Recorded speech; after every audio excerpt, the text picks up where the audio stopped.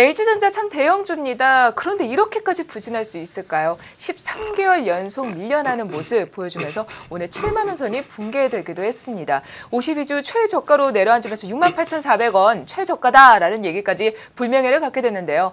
LG전자 하면 또 대형주고 대형주는 죽지 않는다. 백사과전은 LG다라는 얘기가 있는데 왜 이렇게 LG전자만 부진할까요? 네, 대형주도 죽습니다. 대형주도 쓰러질 때가 있고요. 잠시 쉴 때도 있고 여러 가지 경우가 많겠죠. 그런데 이제 그런 관점 쪽에서 좀 LG그룹주가 LGU 플러스 빼고는 그렇게 힘을 못 쓰고 있죠. 그런 관점 쪽에서 이제 이런 얘기를 드려도 될지 모르겠는데 LG전자 관련돼서는 한 9시가 조금 넘으면서 루머가 좀 돌았습니다. 그래서 시장에 루머가 들었는데 확인되지 않은 루머니까 제가 뭐 말씀드리긴 좀 그렇고요. 뭐 사업부별로 뭐 어떻게 좀 변화하고 하는 여러 가지 루머가 돌다 보니까 그에 따라서 주가도 좀 빠르게 어떤 좀 약세로 들어갔다고 보여지고 있는데 아직 모릅니다. 뭐 얘기로는 11월 달에 얘기로 변경이 될 것이다라는 쪽으로 나오고 있는데 아직 그거는 좀 더 지켜봐야 될 것 같고요.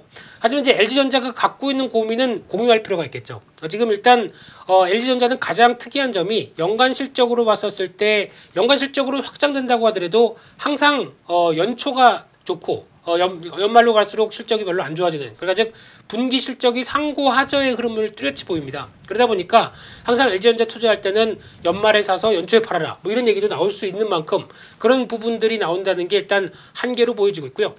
또 하나가 이제 LG전자의 고민이 스마트폰이겠죠.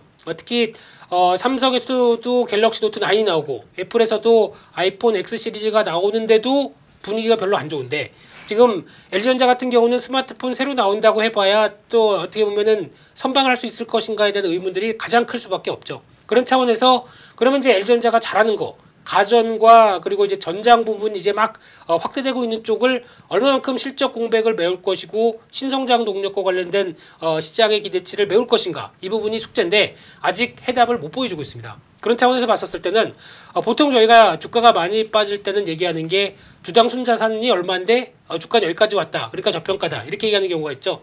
이 회사 LG전자 같은 경우는 지금 주당 순자산이 79,000원인데 한 10,000원 정도 더 밀려있는 상황이다 보니까 저평가론 얘기할 수 있어서도 주가는 그걸로만 모든 걸 얘기할 수 없습니다.